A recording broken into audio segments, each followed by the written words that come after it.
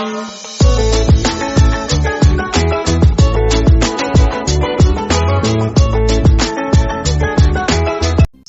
The lord. ప్రభు అయిన యేసుక్రీస్తు వారు ఈరోజు మనకు అందిస్తున్నటువంటి వాగ్దానం మలాకి 3వ అధ్యాయం 4వ వచనం. పూర్వపు సంవత్సరములలో ఉండినట్లు నైవేద్యములు యెహోవాకు ఇంపుగా ఉండును. చూడండి, నేను నా సందేశకుని పంపిస్తున్నాను. అతడు నా కోసం మార్గం సిద్ధం చేస్తాడు. అకస్మాత్తుగా మీరు ఎదురు చూసే యజమాని తన ఆలయంలోనికి వచ్చేస్తాడు. అవును, మీరు కోరుకున్న కొత్త ఒడంబడిక దూత నిజంగానే వస్తున్నాడు. సర్వశక్తిమంతుడైన యెహోవా ఈ విషయాలు చెప్పాడు. ఆ సమయాన్ని ఏ వ్యక్తి ఆపలేడు. ఆయన వచ్చినప్పుడు ఆయనకు వ్యతిరేకంగా ఎవరూ నిలబడలేరు. ఆయన మండుతున్న అగ్నిలా ఉంటాడు.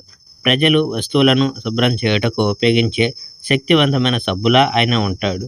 ఆయన లేవి ప్రజలను శుభ్రపరుస్తాడు. అగ్ని చేత వెండి శుద్ధి చేయబడినట్లు ఆయన వారిని శుద్ధి చేస్తాడు. స్వచ్ఛమైన బంగారంలా వెండిలా ఆయన వారిని చేస్తాడు.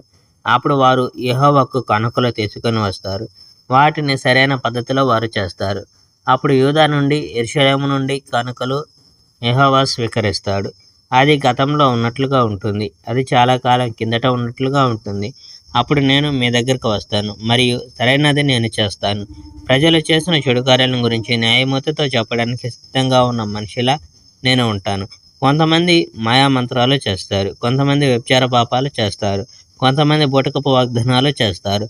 కొంతమంది తమ పనివారిని మోసం చేస్తారు. వారు వాగ్దానం చేసిన డబ్బును వారు చెల్లించరు. విధవలకు, అనాథ బాలబాలికలకు ప్రజలు సహాయం చేయరు. విదేశీయులకు ప్రజలు సహాయం చేయరు. ప్రజలు నన్ను గౌరవించరు. సర్వశక్తిమంతుడైన యెహోవా ఈ విషయాలు చెప్పాడు. Praise the Lord. May God bless our India.